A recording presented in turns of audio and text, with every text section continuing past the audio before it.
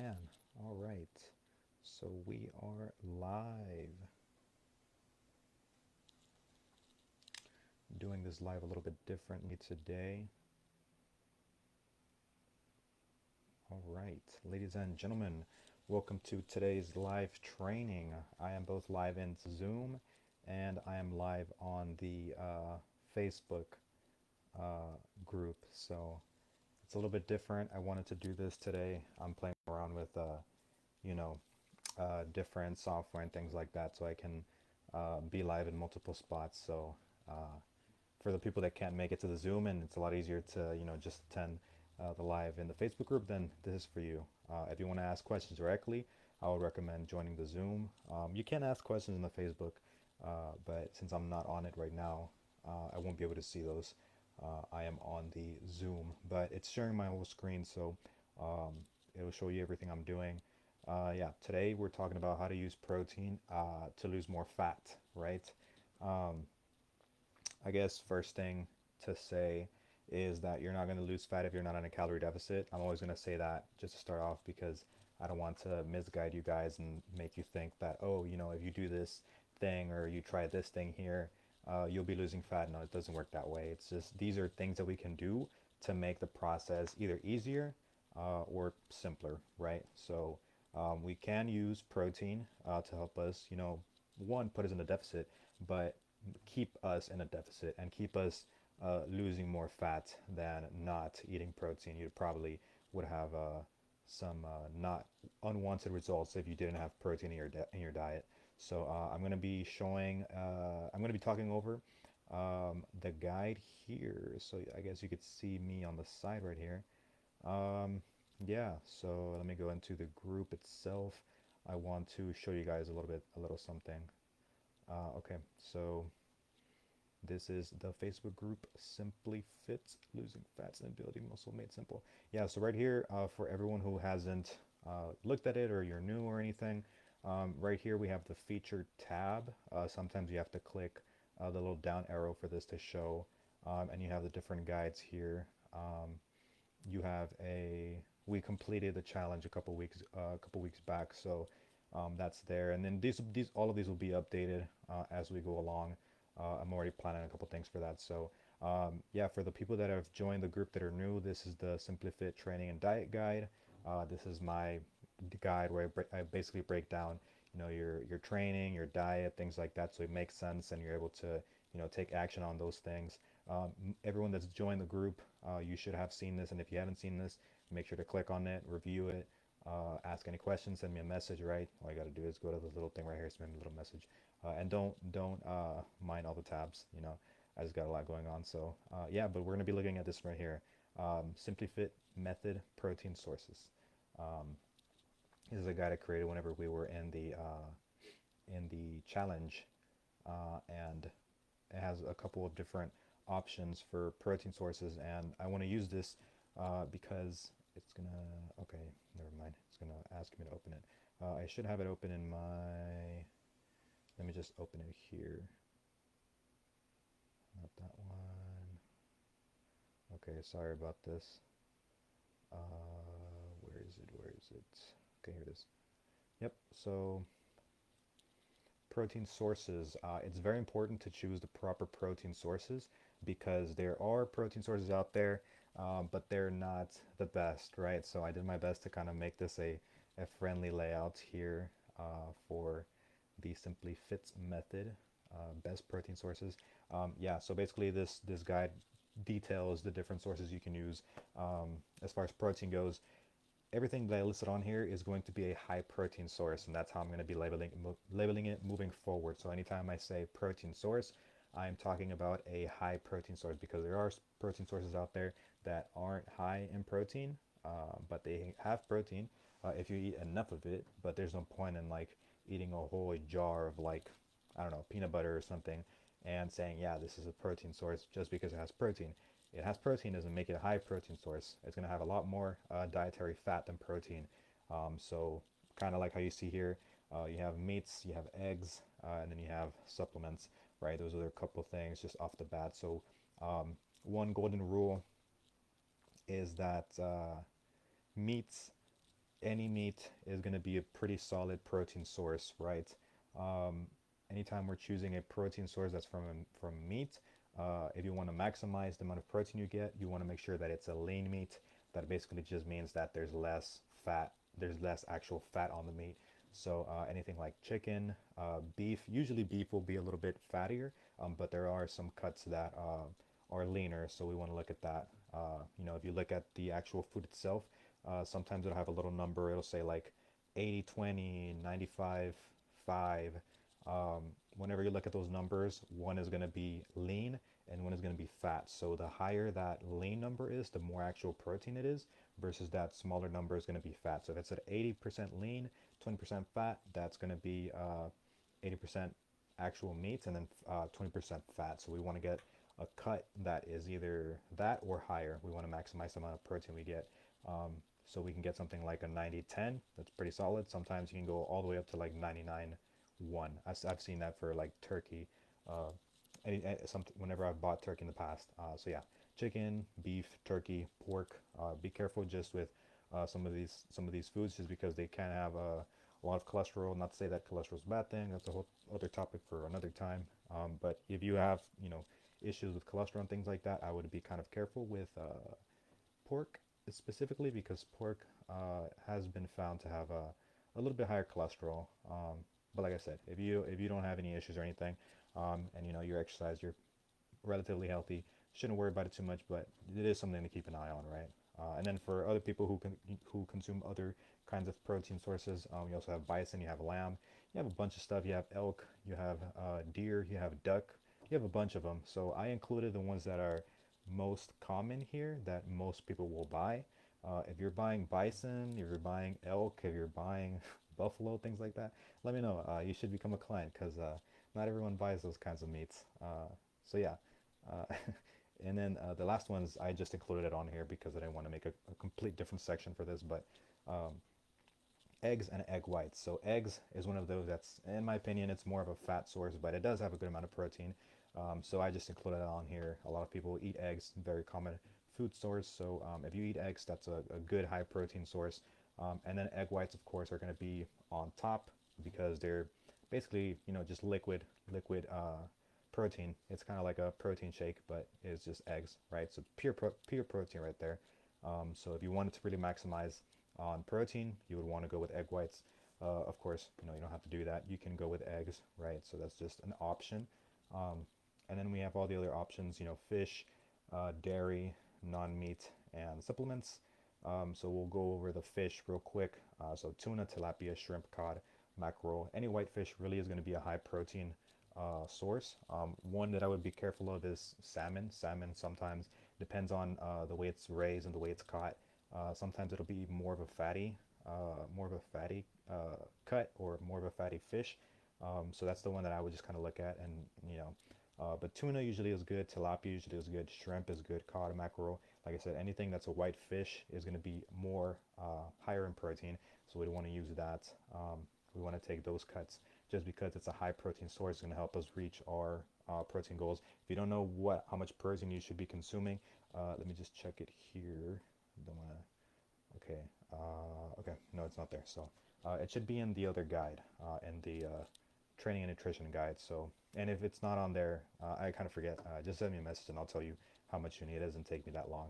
But yeah, dairy. That's another category of protein that we can use, or protein that we can consume. So we have Greek yogurt. Very, very, very good option. Cottage cheese, fat-free milk, fat-free skim cheese.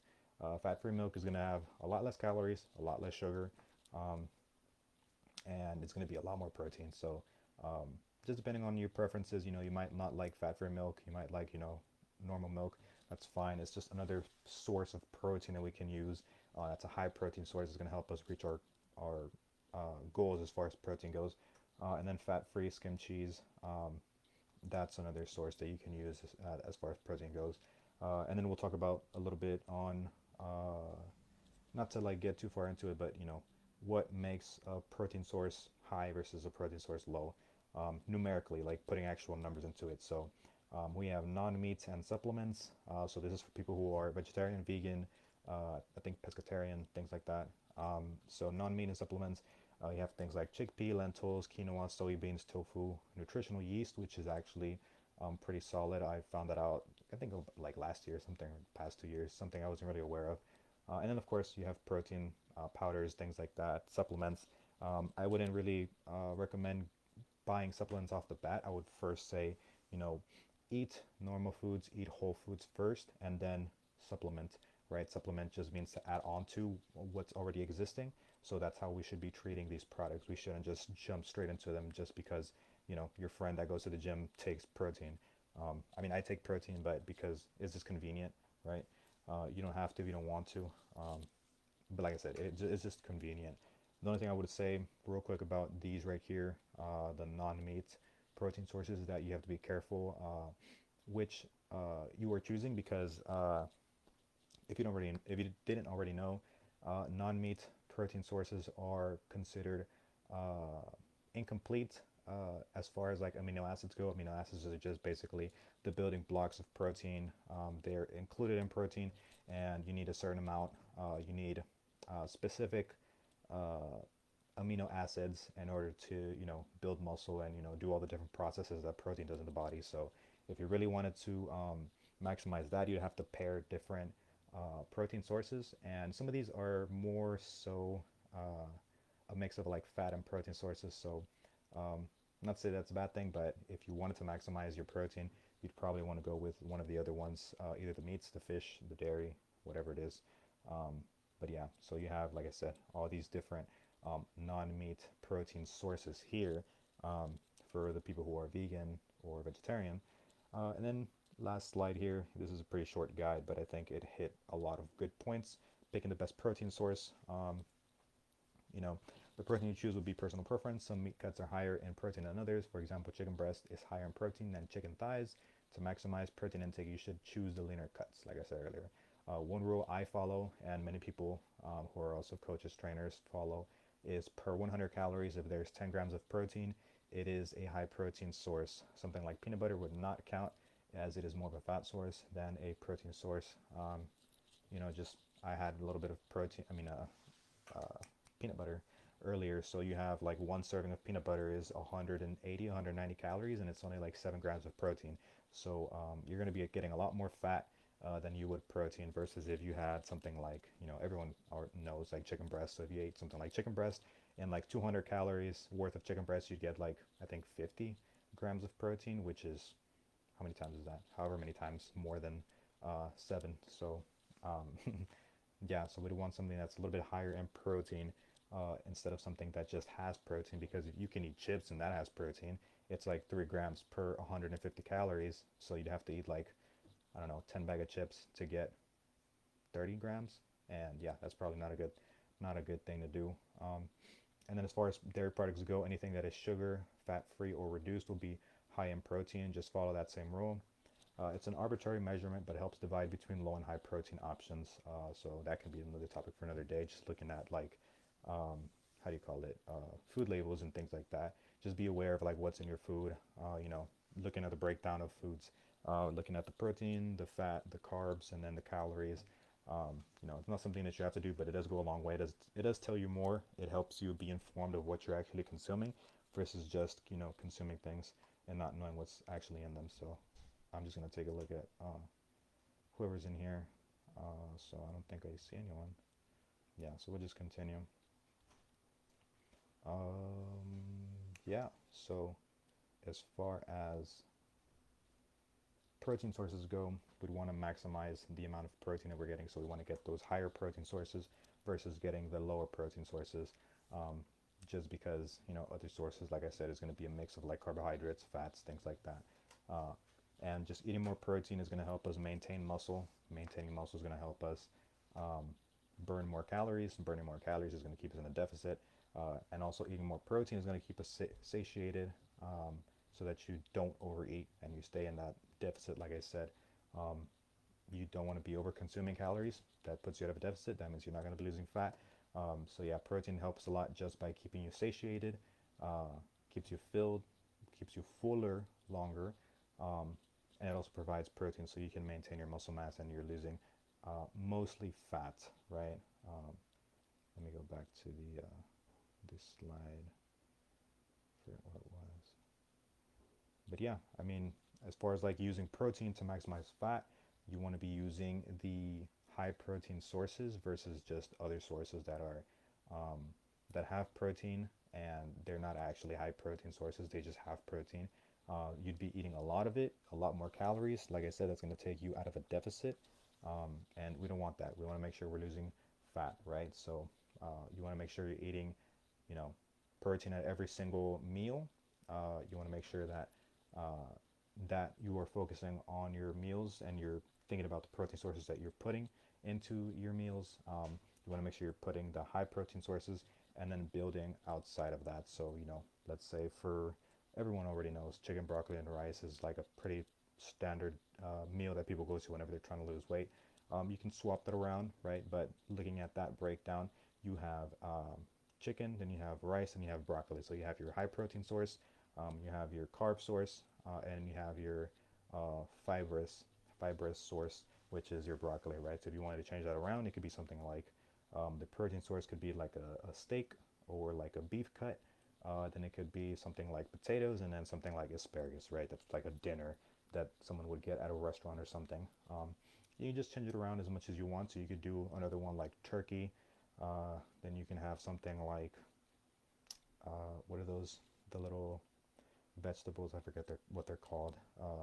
Whatever other vegetable you want, and then maybe you could do something like um, another uh, carb source that you wanted to use.